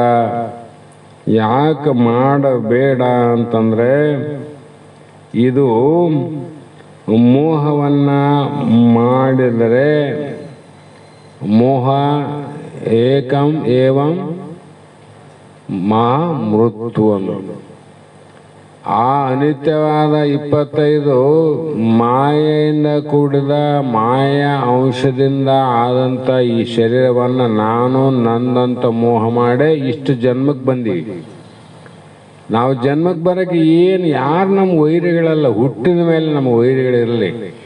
ತಂದೆ ತಾಯಿ ಆಗ್ಬೋದು, ಅಣ್ಣ ತಮ್ಮರೇ ಆಗ್ಬೋದು, ಅಕ್ಕ ತಂಗಿಯರಾಗ್ಬೋದು, ಅತ್ತೆ ಸೊಸೆಯರಾಗ್ಬೋದು, ಜಗತ್ತಿರಲ್ಲ ಲೆಕ್ಕ ಬೇರೆ. ಹುಟ್ಟಿದ ಮೇಲೆ ಅಲ್ಲ ವೈರಿಗಳು. ನಾವು ಹುಟ್ಟಿ ಬರೋಕ್ಕೆ ಯಾರು ವೈರಿಗಳು? ಯಾರ ವೈರಿಗಳು? ನಾವು ಹುಟ್ಟಿ ಬರೋಕ್ಕೆ ಯಾರು ವೈರಿಗಳಲ್ಲ. ನಾವು ಇಟ್ಟಂತ ಮೋಹವೇ ನಮ್ಮ ವೈರಿಯಾಗಿ ಇಷ್ಟು ಜನ್ಮಕ್ಕೆ ಹುಟ್ಟೋದು ಸಾಯೋದು, ಹುಟ್ಟೋದು ಸಾಯೋದು, ನೀರಾಗ ಮುಳುಸೋದು ಎದ್ದೇಳೋದು, ಮುಳುಸೋದು ಎದ್ದೇಳೋದು. ಅದು ಭಾಳ ಕಷ್ಟ. ಮ್ಯಾಲನೆ ಎತ್ತಿ ಬಿಟ್ರೆ ಆ ಪ್ರಶ್ನೆ ಬೇರೆ, ಇಲ್ಲ ಮುಳುಗಿಸಿ ಒಂದ್ಸಲ ಕುತ್ತಿಗಿಸಿ ಬಿಟ್ರೆ ಆ ಪ್ರಶ್ನೆ ಬೇರೆ. ಮುಳುಗೋದು ಎದ್ದೇಳೋದು, ಮುಳುಗೋದು ಎದ್ದೇಳಿದ್ರೆ ನಾವು ಅಲ್ಲೇ ಒದ್ದಾಡಿ ಸತ್ತು ಹೋಗ್ತಾನೆ. ಅವನು ಸಾಯ್ತಾರಿಲ್ಲ. ನಮಗೆ ಹಂಗೆ ಆಗ್ಯದ ನೋಡು. ತಾಯಿ ಗರ್ಭದಾಗ ಹುಟ್ಟೋದು ಮತ್ತೆ ಸಾಯೋದು, ಹುಟ್ಟೋದು ಮತ್ತೆ ಸಾಯೋದು. ಆ ಕಾರಣ ನೀ ಏನು ಮಾಡು ಅಂದರೆ ಎಲ್ಲ ತತ್ವಗಳನ್ನು ತಿಳಿದು ತತ್ವಗಳ ಮೇಲೆ ಮಮತೆಯನ್ನು ಮಾಡಬೇಡ, ಮಮಕಾರವನ್ನು ಮಾಡಬೇಡ. ಕಾರಣ ಏನು? ಮಮಕಾರದಿಂದ ಮಿಕ್ಕಿನ ಬಂಧ ಉಂಟೆ ಎಂದು ನಿಜಗೊಂಡ್ರು. ಮಮಕಾರನೇ ಬಂಧ ನಮಗ. ಇದು ಎಷ್ಟು ಬಂಧ ಅಂದರೆ ಒಂದು ಬಹಳ ಬೆರಿಕೆ ಆದ ಅಂದ್ರೂ ಕೂಡ, ಒಂದು ದನ ಓಡ್ತಿತ್ತು ಅಂದರೆ ಅದಕ್ಕೆ ಮುಗುದಾಣೆ ಹಾಕ್ತಾರ, ಮೂಗುದಾರ ಹಾಕಿ 2 ಕಡೆ ಹಗ್ಗ ಕಟ್ತಾರ, ಅದಕ್ಕೂ ಮಾತು ಕೇಳೋ ಸರಪಳಿ ಹಾಕ್ತಾರ. ಇಷ್ಟೆಲ್ಲ ಯಾವುದೇ ಕಾರಣದಿಂದ ಒಂದು ದನಕ್ಕೆ ಬಂಧನ ಆಗ್ಯದ, ಒಂದು ಕುದುರೆಗೆ ಬಂಧನ, ಒಂದು ಆನೆಗೂ ಬಂಧನ. ಹೌದಲ್ಲ? ನಮಗ ಯಾರು ಕಟ್ಟ್ಯಾಕರ? ಯಾರು ಕಟ್ಟ್ಯಾಕರಪ್ಪ? ಬೆಳಿಗ್ಗೆ ಹೋದ್ರೆ ಸಾಯಂಕಾಲ ಮನೆಗೆ ಬೋಳೆ ಬಂದ್ಬಿಡ್ತೀವಿ ನಾವು. ಯಾರು ಹಗ್ಗ ಕಟ್ಟಿ ಕಳಿಸ್ಯಾರ ನಿನಗೆ? ಯಾರು ಹಗ್ಗ ಕಟ್ಟಿಲ್ಲ ನಮ್ಗೆ, ಯಾರು ಸರಪಳಿ ಕಟ್ಟಿಲ್ಲ, ಯಾವುದು ಸೂತ್ರ ದಾರ ಇಲ್ಲ. ಆದ್ರೂ ಕೂಡ ಓಡೋಡಿ ಓಡೋಡಿ ಬರ್ತೀವಿಲ್ಲ. ಯಾರಲ್ಲಿ ಬರ್ತೀವಿ? ನನ್ನವರಲ್ಲಿಗೆ ಬರ್ತೀವಿ. ಜಗತ್ತು ನಾನು ನನ್ನವರಲ್ಲಿ ಬಂದ ಅವರು ಅವರಲ್ಲಿ ಹೋಗ್ತಾರೆ. ಯಾರು ಒಂದೆಲ್ಲ ಕುಂತು ಪ್ರಪಂಚ ಮಾಡಂಗಿಲ್ಲ. ಯಾಕಂದ್ರೆ ನಮ್ಮವರಂತ ಬಂಧ ಮಮಕಾರ ಅದಲ್ಲ. ಆ ಮೋಹಕ್ಕಾಗಿ ಒಳಗೆ ಬರ್ತೀವಿ. ಇಲ್ಲಿ ವಿಚಾರ ಮಾಡೋದೇ ಅಂದ್ರೆ ಏನು ಕಟ್ಟ್ಯಾರಂತ ನಿನಗೆ. ಮಗನಿಗೆ ತಂದೆ ಏನು ಕಟ್ಟಿಲ್ಲ, ಮಗ ತಂದೆಯನ್ನು ಕಟ್ಟಾನೆ. ಹೆಂಡತಿ ಗಂಡ ಹೊರಗೆ ಹೋದ್ರೆ ಏನು ಕಟ್ಟಿ ಕಳಿಸಿ ಹೇಳೇನು? ನೀ ಬಿಟ್ಟು ಬರೋವಾಗ ನೀನು ಕಟ್ಟಿ ಬಿಟ್ಟು ಬಂದಿದ್ದೇನು? ಏನಿಲ್ಲ. ಏನಿಲ್ಲ ಅಂದ್ರೂ ಕೂಡ ಎಷ್ಟು ಆಕರ್ಷಣೆ ಮಾಡ್ತದ. ಅದೇ ಬದಲಿಯವ್ರಲ್ಲಿ ಯಾಕೆ ಹೋಗೋದಿಲ್ಲಪ್ಪ? ಎಲ್ಲೇನು ಹೋಗೋ ಬ್ಯಾಸರ ಬಂದ ಮನೆ ಬಿಟ್ಟು ಹೋಗೋ 4 ದಿನ ಎಲ್ಲೇನು ಇದ್ದು ಬಾ ಅಂತ ಮನೆಗೆ ಬೇಯ್ತಾರ. ಬೇಯ್ದನು ಕೂಡ ಹೋದಂಗೆ ಮಾಡ್ತಾನೆ, ಮತ್ತೆ ಮರುದಿವ್ಸ ಬಂದ್ಬಿಡ್ತಾನೆ. ಅಲ್ಲೋ 4-5 ದಿವಸ ಇದ್ದು ಬಾರ ಅಂತ ಕಳಿಸಿವಿ. ಯಾಕೆ ಬಂದೆ ಅಂದರೆ ಅಲ್ಲಿ ನನಗೆ ಮನಸ್ಸು ಬರಲಿಲ್ಲ. ಅಲ್ಲೇ ಮನಸ್ಸು ಯಾಕೆ ಬರಲಿಲ್ಲ ಅಂತ. ಅದಕ್ಕೆಲ್ಲ ಇದು ಮೋಹಕ್ಕೆ ಬಂದನ ಅಂತ. ಅವನು ಮೋಹಕ್ಕೆ ಬಂದದ, ಸುಮ್ಮನೆ ಅಲ್ಲಿ ಮನಸ್ಸು ಬರಲ್ಲ ಅಂತ ನೆಪ ಹೇಳೋದು. ಹಾಗಾಗಿ ಇಲ್ಲಿ ಅನಾಯಾಸದಿಂದ ಇದು ಯಾವುದು ಕಷ್ಟಪಡೋದೇ ಬೇಕಾಗಿಲ್ಲ. ಸುಮ್ಮನೆ ಸದ್ಗುರುಗಳಿಂದ ಕುಳಿತು ಶ್ರದ್ಧೆಯಿಂದ ಶ್ರವಣ ಮಾಡಿ ಆತ್ಮ ಅನುಭಾವಿಯಾಗಿ ತನ್ನ ನಿಜ ಆನಂದದಲ್ಲಿ ಸ್ಥಿರವಾಗಿ ಯಾವನು ಬುದ್ಧಿಯನ್ನು ಸ್ಥಿರ ಮಾಡಿಕೊಂಡನ ಅವನೇ ಅನುಭವಿ ಅಂತ ತಿಳ್ಕೊ. ಶ್ರವಣ ಆಯ್ತಲ್ಲ, ಅಭ್ಯಾಸ ಆಯ್ತು. ಈಗ 2ನೇದೇಳಿ ಮುಂದೆ ಅನುಭವಿ ಬಗ್ಗೆ ಹೇಳ್ತಾರೆ. ಅನುಭವ ಹೇಗಿರ್ತಾನ? ತನಗೆ ಆತ್ಮ ವಿಷಯದಳು ಅನುಭೂತಿ ಆಯಾಸ ವಿನಿತಿಲ್ಲದೆ ಒದಗಿ ನಿಜ ಆನಂದ ಜನಿಸಿ ಸುಸ್ಥಿರ ಬುದ್ಧಿಯಳು ದೃಢಮಾಗಿರೆ ಲೇಷೆನಿಸುವನು ಅವನು ಅಭ್ಯಾಸಿ ಎಂದೆನಿಸುವನು. ಅವನಿಗೇನಂದ್ರು 3ನೇದವನು ಅಭ್ಯಾಸಿ. ತನಗೆ ಆತ್ಮ ವಿಷಯದಳು ತಾನೇನು ತಿಳ್ಕೊಂಡನ ಹಿಂದೆ ಶ್ರವಣ ಮಾಡ್ಯಾನ, ಮನನ ಮಾಡ್ಯಾನ. ಈಗ ನಿಧಿಧ್ಯಾಸದಲ್ಲಿ ಯಾವೊಂದು ಪ್ರತಿಬಂಧಕವಿಲ್ಲದೆ, ಅವನಿಗೆ ಯಾವ ಪ್ರತಿಬಂಧಕಿಲ್ಲ. ಹೇಳಂಗಿಲ್ಲ, ಏನಪ್ಪ ಅವ್ರಿಗೆ ಹಿಡಿದು ಕಟ್ಟೋರಿಲ್ಲ, ತುರಿಸಿ ಮೇವು ಹಾಕೋರಿಲ್ಲ. ಪಾಪ ಅವನು ಎದಕ್ಕೆ ತಿರುಗಾಡ್ತಾನೋ ಗೊತ್ತಿಲ್ಲ. ಅದು ಲೋಕದ ಜನ ಅವ್ರಿಗೇನಪ್ಪ ಹಿಡಿಯೋರಿಲ್ಲ, ತಡೆಯೋರಿಲ್ಲ. ತಡೆದು ಬೇಡ ಅಂತಾನೆ ಅವನು ಇಷ್ಟು ಪ್ರಯತ್ನ ಮಾಡ್ಯಾನ. ಅಂಥವನಿಗೆ ಪ್ರತಿಬಂಧಕವಿಲ್ಲದೆ ತನ್ನ ಆತ್ಮ ಅನುಭೂತಿಯಲ್ಲಿ ಸ್ವಲ್ಪ ಆದರೂ ಕೂಡ ತೊಂದರೆ ಇಲ್ಲದೆ ಆತನಿಗೆ ಪ್ರಾಪ್ತಿಯನ್ನು ಮಾಡಿಕೊಂಡು ಆತ್ಮಾಕಾರ ಅಂತಃಕರಣ ವೃತ್ತಿಯನ್ನ ಅದು ಬರುತ್ತಿತ್ತು. ಅವನಿಗೆ ನಿದ್ದೆ ಬಂದಂಗ ಪದೇ ಪದೇ ಕುಂತಲ್ಲಿ ನಿಂತಲ್ಲಿ ಆತ್ಮಾಕಾರ ವೃತ್ತಿ ಬರ್ತದ. ಅವ್ರಿಗೆ ಬಂದಾಗ ಅಲ್ಲಿ ಏನಾಗ್ತದಂದ್ರೆ ಆತ್ಮ ಆನಂದದ ಸ್ವರೂಪ ಪ್ರಕಟ ಆಗ್ಬಿಡ್ತದೆ. ಪ್ರಕಟನೆ ಯಾಕ್ರಿ ಹೆಂಗ್ ಹೇಳ್ತೀರಿ? ಪ್ರಕಟ ಆದ್ಮೇಲೆ ಮತ್ತೊಂದು ಮಾಡಂಗಿಲ್ಲ. ಒಬ್ಬ ರೈತರ್ತನ ಹೊಲದಾಗ ಬಾವಿ ತೋಡ್ತಾನ, 10 ಫೀಟ್ ತೋಡ್ತಾನ, 20 ತೋಡ್ತಾನ, ಮತ್ತೆ 30 ತೋಡ್ತಾನ, 40, 50 ತೋಡ್ತಾನ. ಈಗ ಬೋರಿಂಗ್ ಬಂದವ, ಆಪರೇಷನ್ ಬೇರೆ. 100 ಫೀಟ್ ಆಗ್ಬೇಕಂತ ವಿಚಾರತ್ತು ಬರಲಿಲ್ಲ, 150 ಹಾಕ್ತಾನ. 150 ಹಾಕಿದಾಗ ಸ್ವಲ್ಪ ಬರ್ತಾವ. ಅವಾಗಂತಾನ ಒಂದು 200-250 ಫೀಟ್ ಹಾಕ.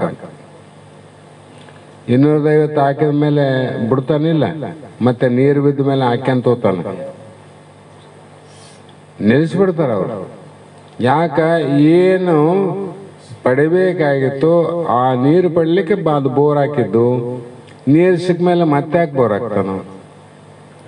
ಅದ್ರಂಗ ಇವನು ಅಭ್ಯಾಸಿ ಶ್ರವಣ ಮನನ ಮಾಡಿ ಯಾವುದಕ್ಕೋಸ್ಕರ ಕಷ್ಟಪಟ್ಟು ಮಾಡೋಣ? ತನ್ನ ನಿಜ ಸ್ವರೂಪಕ್ಕಾಗಿ, ತನ್ನ ಸ್ವರೂಪ ಕಾಣೋದಕ್ಕಾಗಿ. ತನ್ನ ನಿಜವಾದ ಸ್ವರೂಪಾನಂದ ಕಂಡ ಮೇಲೆ ಆತನಿಗೆ ಯಾವೊಂದು ಸಂಶಯ ಆದಿಗಳು ಇಲ್ಲದೆ, ಸಂಶಯ ಭಾವಿಲ್ಲ, ಅಸಂಭಾವಿಲ್ಲ, ಈಗ ವಿಪರೀತ ಭಾವಿಲ್ಲದೆ ಅವನೇ ನಿಶ್ಚಲವಾಗಿರಲು ಅಭ್ಯಾಸಿ ಎಂದು ಹೇಳಿಸಿಕೊಳ್ಳುವನು. ಇಲ್ಲಿ ಮುಮುಕ್ಷುಂದ ಹಿಡ್ಕಂತ ಬಂದು ನೋಡ್ರಿ, ಇದಕ್ಕೆ ಅಭ್ಯಾಸಿ.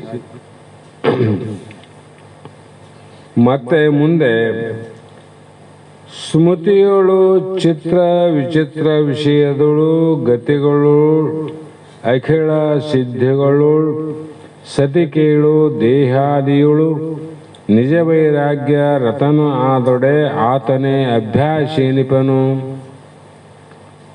ಯಾರಿಗೆ ಅಭ್ಯಾಸಿ? ಸ್ಮೃತಿಗಳು ಅಂದ್ರೆ ಮೇಲೆ ಹಿಂದೆ ಏನಾನು ಬಿಡಬೇಕು ಅಂತ ಹೇಳಲ್ಲ. ಮಮಕಾರಗಳು ಮಮತೆ ಬಿಡಬೇಕು, ವಿಷಯಾದಿಗಳನ್ನು ತೊರಿಬೇಕಂತ ಹೇಳಲ್ಲ. ಅವುಗಳಲ್ಲಿ ದೇಹಾಂತ ಸಕಲ ವಿಷಯಗಳು ಆತನಿಗೆ ಏನು ಅನುಭವ ಕೊಡ್ತಾವಂದ್ರೆ ವಿಚಿತ್ರವಾಗಿ ಕಾಣ್ತಾವ. ಸತ್ಯವಾಗಿ ಕಾಣಂಗಿಲ್ಲ, ವಿಚಿತ್ರವಾಗಿ ಕಾಣ್ತಾವ. ಹೇಗಂದ್ರೆ ವಿಷಯಗಳು ಯಾವುದೇ ಶಬ್ದ ಸ್ಪರ್ಶ ರೂಪರಸಗಂಧಾದಿ ಆಮೇಲೆ ವನಿತಾದಿ ವಿಷಯಗಳು ಆತನಿಗೆ ನಾಟಕದಲ್ಲಿ ತೋರಿ ಅಡಗುವ ಪಾತ್ರಧಾರಿಗಳಂತೆ ಇವು ಸ್ಮರಣೆಯಲ್ಲಿ ಬಂದು ಹೋಗ್ತವ ಪಾತ್ರಧಾರಿಗಳಂತ ಅನಿಸ್ತದ ಅವ್ರಿಗೆ. ಸತ್ಯ ಅನ್ಸಂಗಿಲ್ಲ ನೋಡೋ, ಕಾಣಂಗಿಲ್ಲ ಅಂತಲ್ಲ. ನಾಟಕದಾಗ ಪಾತ್ರ ಸತ್ಯನು? ಯಾರು ಸತ್ಯ ಅಲ್ಲ. ಹಾಗಾಗಿ ಮತ್ತೆ ಇಷ್ಟೇ ಅಲ್ಲದೆ ಗತಿಗಳು ಈ ಯಾವ ಭೂಲೋಕದ ಗತಿ, ಇಲ್ಲಿಯ ಭೋಗ, ಸ್ವರ್ಗಲೋಕದ ಗತಿ, ವಿಷ್ಣು ಲೋಕದ ಗತಿ, ಬ್ರಹ್ಮಲೋಕ, ವೈಕುಂಠ ಪರ್ಯಂತರ ಗತಿಗಳಾವಲ್ಲ. ಆ ಗತಿಗಳು ಕೂಡ ಅಷ್ಟೇ ಅಲ್ಲದೆ ಅಣಿಮಾದಿ ಸಿದ್ಧಿಗಳಲ್ಲಿ ಅಣಿಮ ಮಹಿಮ ಗರಿಮ ಇವೇನು ಈಶತ್ವ ವಶಿತ್ವ ಅಂತ ಏನು ಹೇಳ್ತಾ ಬಂದಲ್ಲ, ಎಷ್ಟು ಸಿದ್ಧಿಗಳು ಕೂಡ ಅಲ್ಲದೆ ತನ್ನ ದೇಹ ಇಂದ್ರಿಯಾದಿಗಳಲ್ಲಿ ಆತನಿಗೆ ಯಾವುದೇ ಪ್ರೀತಿ ಇಲ್ಲ, ಪ್ರೇಮ ಇಲ್ಲ, ಅವನಿಗೆ ಮಮಕಾರ ಇಲ್ಲ. ದೇಹದ ಮೇಲೇ ಇಲ್ಲ ಅಂದರೆ ಉಳಿದು ಯಾವ ಇರಂಗಿಲ್ಲ ನೋಡ್ರಿ. ಮೊದಲು ದೇಹದ ಮೇಲೆ ಹೋಗ್ಬೇಕು. ದೇಹ ಇದ್ರೆ ಇವೆಲ್ಲ ಬೇಕಲ್ಲ, ಭೋಗಭಾಗ್ಯ. ದೇಹ ಇದ್ರೇ ಆ ಲೋಕ ಈ ಲೋಕದಿಂದ ಆ ಕರ್ತವ್ಯನ ಮಾಡಕ್ ಬರ್ತದ. ಇವನ ದೇಹನೇ ಇಲ್ಲ, ದೇಹ ಭಾವನೆ ಇಲ್ಲ, ದೇಹವೇ ಅನಿತ್ಯ ಅಂತ ಇದು ದ್ವೈತ ಅಂತ ಇದ್ರ ಮೇಲೆ ಬಿಟ್ಟ ನಾವು. ದ್ವೈತ ಇದು ಹೋಗೋದಿದು, ನಾಶ ಹೋಗೋದಲ್ಲ. ಈ ರೀತಿ ಇವುಗಳ ಮೇಲೆ ಪ್ರೀತಿ ಇರಬಾರ್ದಂದ್ರೆ ಅವರು ಇವು ಇರಬಾರ್ದಂತ ಹೇಳಿಲ್ಲ. ಇವು ಇರಬೇಕು.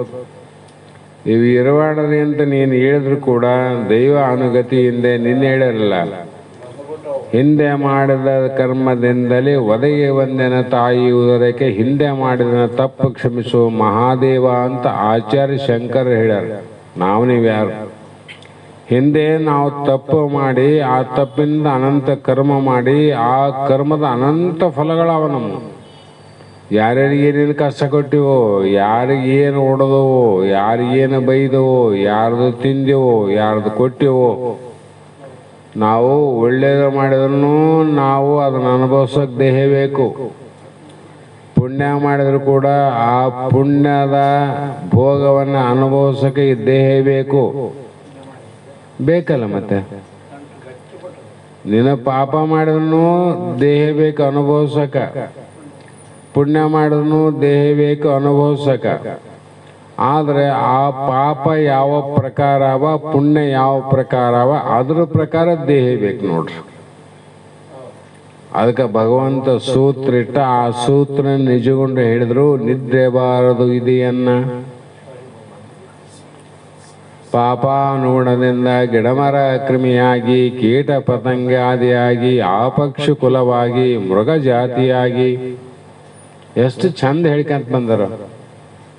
ಆ ಗಿಡನೇ ಹಾಕಿ ಯಾಕೆ ಹುಟ್ಟಬೇಕಾಗಿತ್ತದು? ಪಾಪ ಭಾಳ ದೊಡ್ಡ ಪಾಪ ಅದ. ಆ ಪಾಪವನ್ನು ಭೋಗ ಮಾಡೋಷ್ಟು ಶಿಕ್ಷೆ ಹೆಂಗದಂದ್ರೆ, ತಲೆ ಕೆಳಗೆ ಮಾಡಿ ಕಾಲು ಮೇಲೆ ಮಾಡಿ ಆ ಶಿಕ್ಷೆಯನ್ನು ಅನುಭವಿಸಬೇಕು. ಹುಟ್ಟಿನಿಂದ ಸಾಯುವ ಪರ್ಯಂತರವಾಗಿ ಒಂದೇ ಜಾಗದಲ್ಲಿ ನಿಂತು ಮಾತ್ರ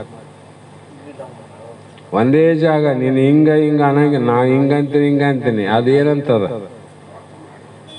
ತಲೆ ಕೆಳಗಾಗಿದಿಲ್ಲ, ಬೇರು ಕೆಳಗಾವ, ರಂಬೆ ಮೇಲಾವ ಅಂದ್ರೆ ಕೈ ಕಾಲುಗಳು ಅಂತ ಅರ್ಥ. ಈ ದುಃಖ ಅನುಭವಿಸ್ಬೇಕು. ಹೌದಾ? ಅದಕ್ಕೆ ಅನ್ನ ಹಸಿವಾಗದಂತ ಅನ್ನ ಹಾಕೋರಿಲ್ಲ, ನೀರು ಬೇಕಂತ ನೀರು ಕೊಡೋರಿಲ್ಲ. ಅದನ್ನು ಕಡಿಯೋರು ಎಷ್ಟು ಮಂದಿ, ಒದೆಯೋರು ಎಷ್ಟು ಮಂದಿ, ಸುಡೋರು ಎಷ್ಟು ಮಂದಿ. ಇವು ನಾವು ಆ ಲೋಕಕ್ಕೆ ಹೋಗಿ ನಾವು ನೋಡಿ ಬರೋದು ಆಗೋದಿಲ್ಲ ಅಂಥೇಳಿ ನಿಜಗುಣರು ಆ ಲೋಕದಲ್ಲಿ ನರಕ ಲೋಕದಲ್ಲಿ ಕೊಡುವಂಥ ಶಿಕ್ಷೆನೆ ನೀನು ಇಲ್ಲಿ ನೋಡಿ ಮಾಡಬೇಡಂತ ಅವನು ತೋರ್ಸಕತ್ತೆ ನಮಗೆ. ಅಲ್ಲಿ ಹೋಗಿ ನೋಡಕಂದ್ರೆ ಈ ದೇಹ ಬಿಟ್ಟ ಮೇಲೆ ಹೋಗೋದಲ್ಲ. ಈ ದೇಹದ ಮೇಲೆ ನರಕಕ್ಕೆ ಸ್ವರ್ಗಕ್ಕೆ ಹೋಗಿ ನೋಡಿ ಬರಂಗಿಲ್ಲ. ಈ ಬಟ್ಟೆ ಅಂಗಡಿ ಇದು ಬಟ್ಟೆ ಅಂಗಡಿ ಅಂದ್ರೆ ಇಲ್ಲವ ನೋಡಿ ಬರಮ್ಮ, ಅಂಗಡಿ ಚಲೋ ಇದ್ರೆ ಸರಿ, ಇದ್ದಿಲ್ಲ ಅಂದ್ರೆ ನೋಡೋಣಂತ ಹೋಗಿ ಬರೋದು ಅಲ್ಲ. ಇಲ್ಲ ಹೋದ್ಮೇಲೆ ಆ ಕಡೆ ಸರಿ, ಸ್ವರ್ಗಕ್ಕೆ ಹೋದ್ರೆ ಅಲ್ಲೇ ಸರಿ, ನರಕಕ್ಕೆ ಹೋದ್ರೆ ಅಲ್ಲೇ ಸರಿ. ಅದು ಮುಗಿಸಿದ ಮೇಲೆ ಇಲ್ಲಿ ಬರ್ಬೇಕು ನೀನು. ಅದನ್ನು ಯಾಕೆ ಮಾಡ್ಯಾರ? ಇದಕ್ಕೋಸ್ಕರ. ಅದಕ್ಕೆ ಆ ದೊಡ್ಡ ಪಾಪ ಇತ್ತಂದ್ರೆ ಆ ದೇಹ, ಪುಣ್ಯ ಇತ್ತಂದ್ರೆ ಈ ದೇಹ, ಇದಕ್ಕೂ ಪುಣ್ಯ ಇತ್ತಂದ್ರೆ ದೇವತ್ವ ದೇಹ ಮಾಡಿಲ್ಲ. ಹಾಗಾಗಿ ಇಲ್ಲಿ ಅತಿಶಯದಿಂದ ಆತ್ಮರತಿ, ಶಾಸ್ತ್ರರತಿ, ಕರ್ಮರತಿ, ಬಳಿಕ ಅಭ್ಯಾಸದ ಎಡೆಯಳು ರತಿ, ಲೋಕದಳು ವಿರತಿ ಎಂದರು.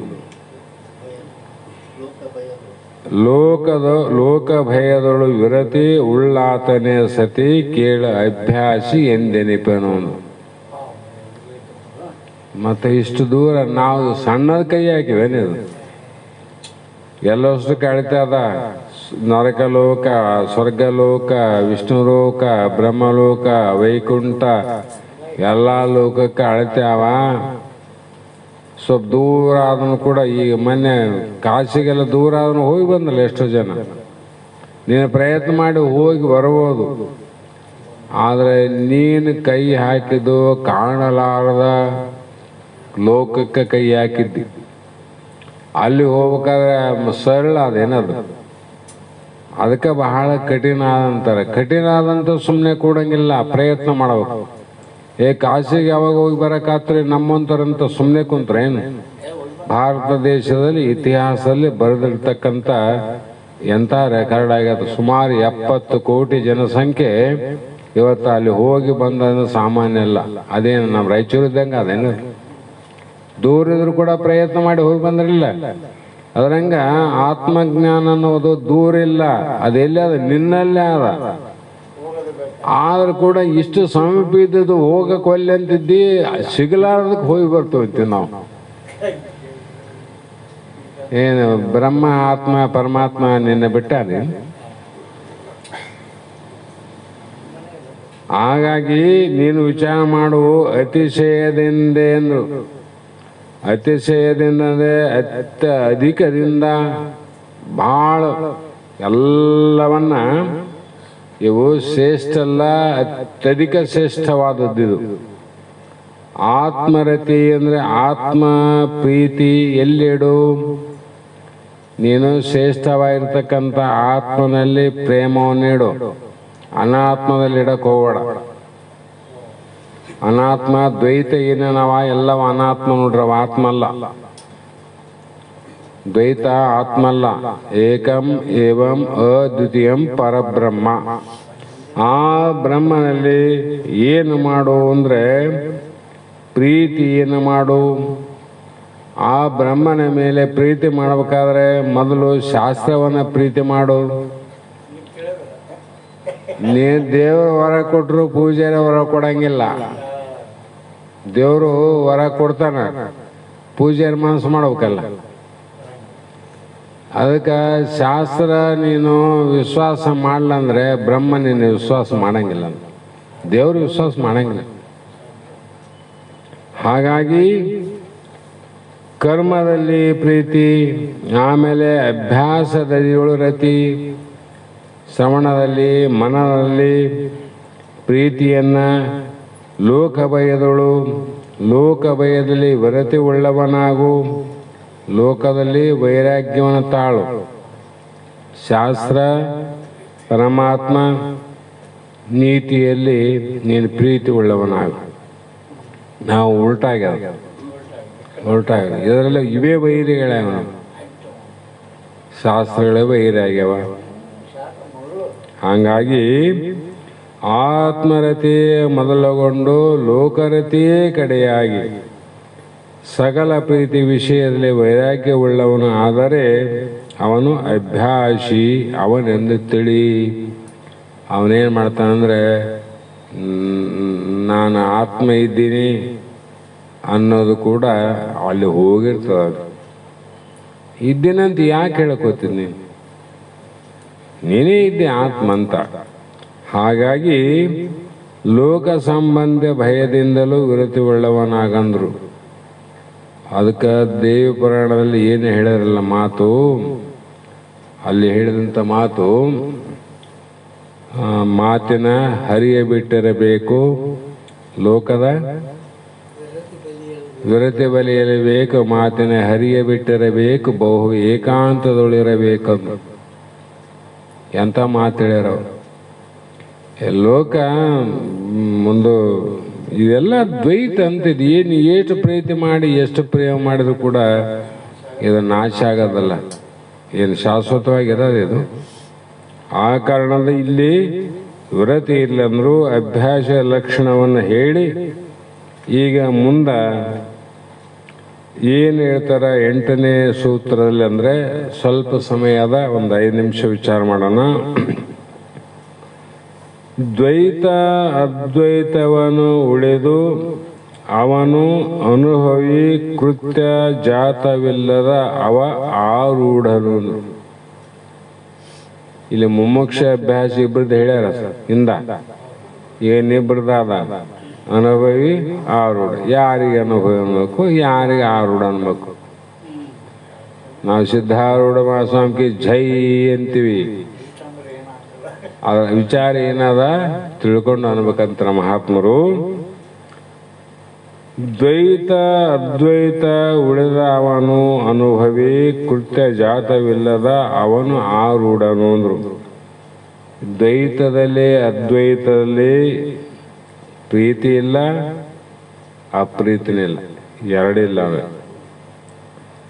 ಯಾಕಂದ್ರೆ ಎರಡೂ ಅಷ್ಟೇ ಅಂತ ತಿಳ್ಕೊಂಡ ನೀವು. ಎರಡೂ ಅಷ್ಟೇವು.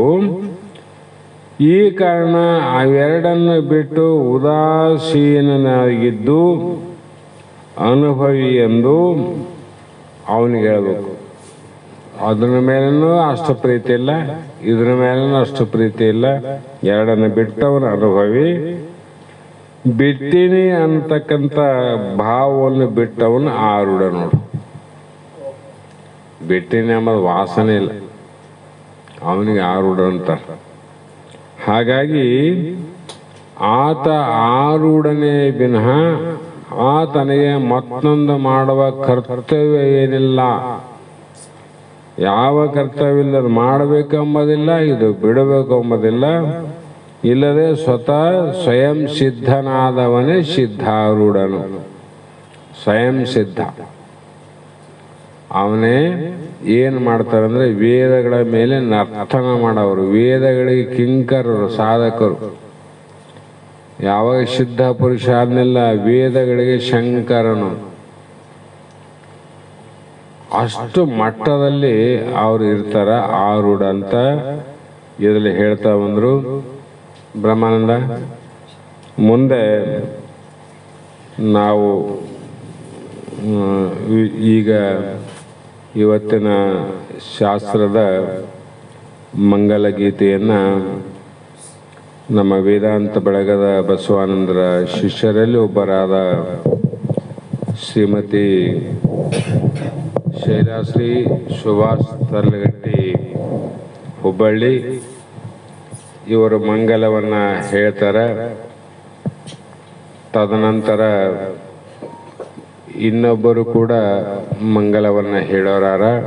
ಅವು ಎರಡೂ ಮಂಗಲ ಗೀತೆ ಆದ ನಂತರ ಇವತ್ತಿನ ಶಾಸ್ತ್ರದ ವಾಕ್ಪುಷ್ಪಗಳನ್ನು ಗುರುಪಾದಕ್ಕೆ ಸಮರ್ಪಿಸಿ ನಾವು ನೀವು ಧನ್ಯರಾಗೋಣ ಅನ್ನುವ ಮಾತನ್ನು ಹೇಳಿ ಮಂಗಲ ಹೇಳುವಂಥ ಸರ್ವರಿಗೂ ಕೂಡ ಸದ್ಗುರು ಸಿದ್ಧಾರೂಢ ಬಸವಾನಂದರು ಆಯುಷ್ಯ ಆರೋಗ್ಯವನ್ನು ಕೊಟ್ಟು ಕಾಪಾಡಲಿ ಅನ್ನುವಂಥ ಮಾತನ್ನು ಹೇಳಿ ಈಗ ಹೇಳಮ್ಮ.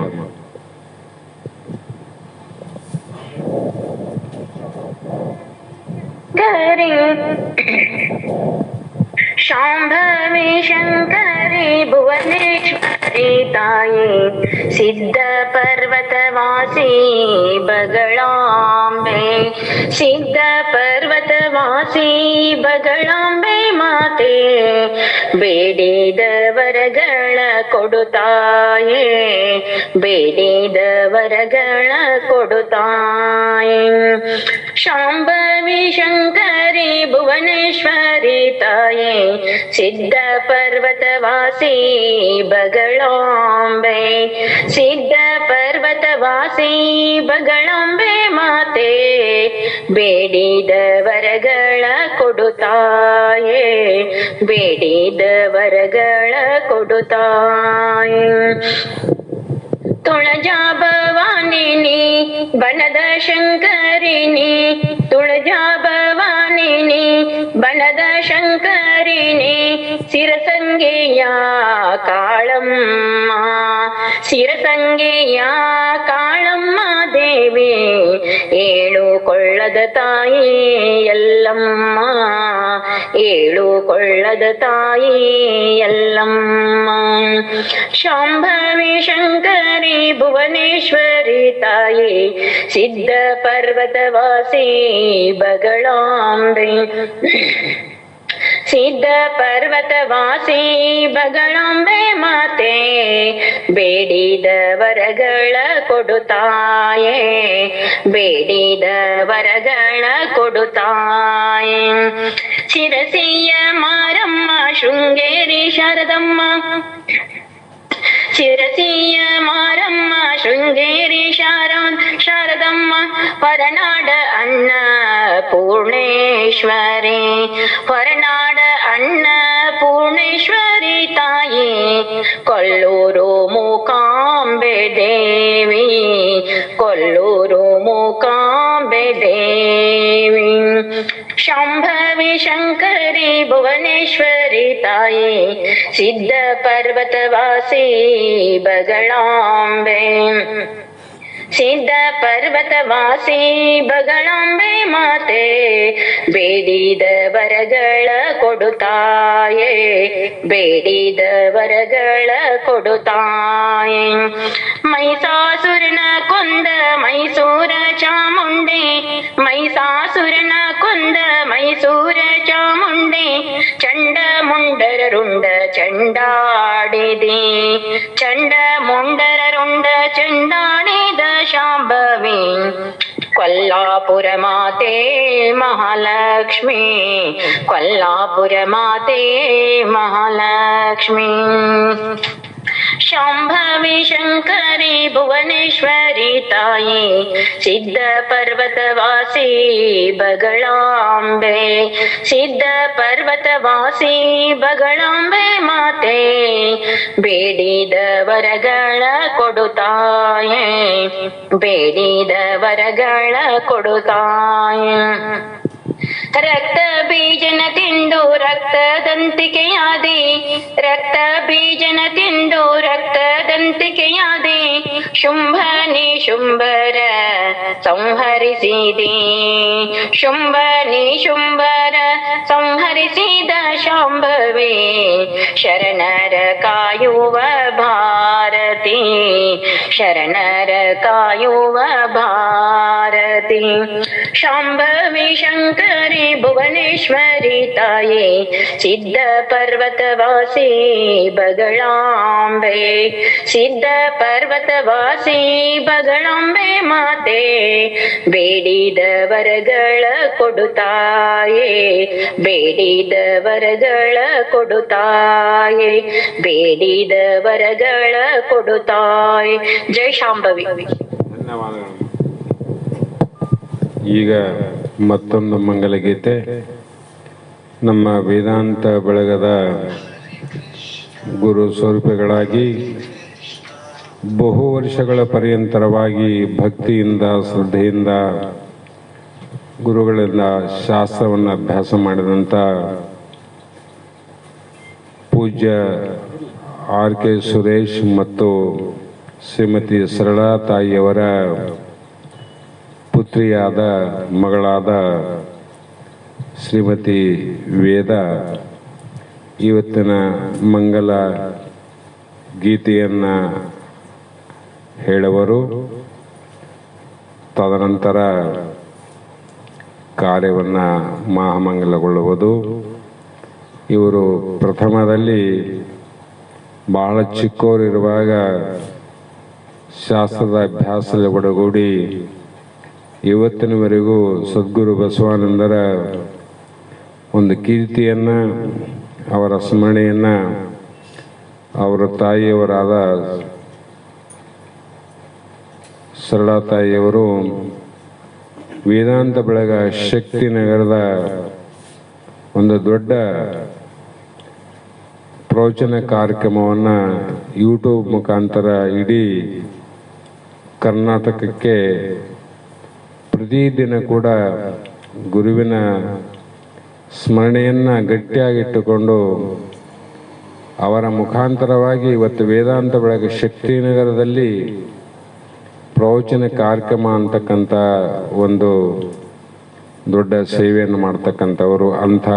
ಅಂಥವರ ಪುತ್ರಿಯಾದ ಅವರ ಮಗಳು ವೇದ ಈಗ ಮಂಗಲಗೀತೆಯನ್ನು ಪ್ರಾರಂಭ ಮಾಡ್ತಾ ಇದ್ದಾರೆ.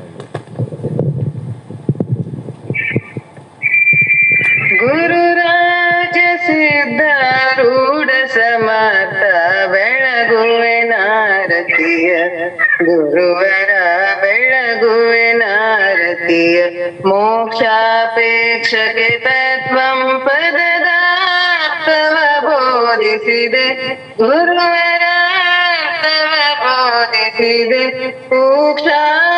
ವಾಹನ ಶಂಕರನ ಮೋಚಾರವ ಮಾಡಿಸಿದೆ, ಗುರುವರ ಆಚಾರವ ಮಾಡಿಸಿದೆ, ಶ್ಯಾಮದಾಮ ಶ್ರೀರಾಮ ಭಿನ್ನ ಶಂಕರ ನೀನಿರುವೆ, ಗುರುವರ ಶಂಕರ ನೀನಿರುವೆ, ಕಾಮ ಕ್ರೋಧವ ನಾಶಿಸಿ ಜಗದೊಳು ಶಾಂತಿಯ ಬೀರಿದೆ, ಗುರುವರ ಶಾಂತಿಯ ಬೀರಿದೆ, ಚರಣ ಭಜಕರ ದುರಿತ ವೃಂದವ ತ್ವರಿತದಿ ನಾಶಿಸಿದೆ, ಗುರುವರ ತ್ವರಿತದಿ ನಾಶಿಸಿದೆ, ವರಭ್ರೂಲತಾಪುರ ದೈವದಿಂದಲೇ ನಿರುತದಿ ವಾಸಿಸಿದೆ, ಗುರುವರ ಹರುಷದಿ ವಾಸಿಸಿದೆ, ಗುರುರಾಜ ಸಿದ್ಧಾರೂಢ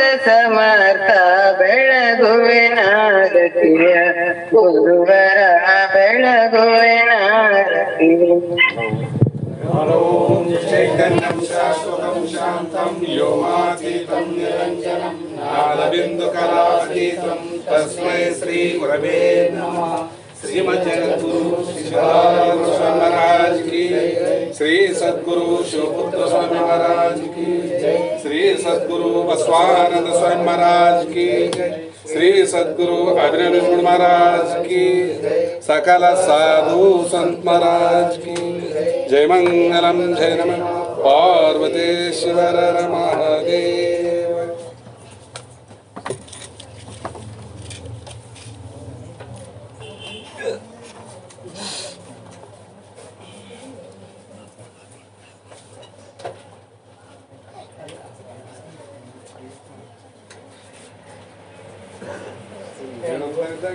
ಜಲ್ದಿ